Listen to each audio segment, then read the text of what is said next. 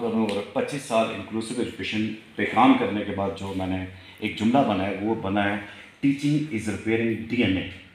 हम ये जितनी बातें भी कर रहे हैं ये सही हैं, लेकिन हमने आज तक वो जो ग्रास रूट है उस तक नहीं पहुँचे।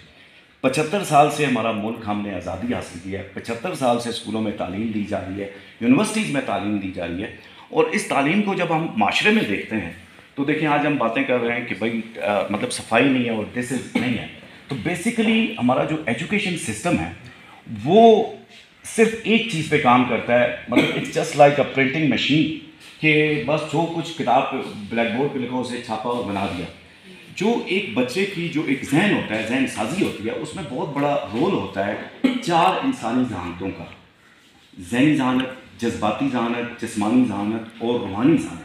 मैंने इस मॉडल पे 25 साल काम किया और 25 साल काम करने के बाद जो जुमला बना है आरिफ साहब, वो ये बना है कि अब पूरे पाकिस्तान में अगर स्पेशल एजुकेशन को जितने भी प्राइवेट इदारे हैं और जितने भी गवर्नमेंट इदारे हैं उनको तराजू के एक उसमें रखें स्पेशल, और दूसरे तराजू में रखें किंगस्टन स्कूल को, तो किंगस्टन स्कूल का वज़न ज़्यादा होगा। क्यों ज़्यादा होगा?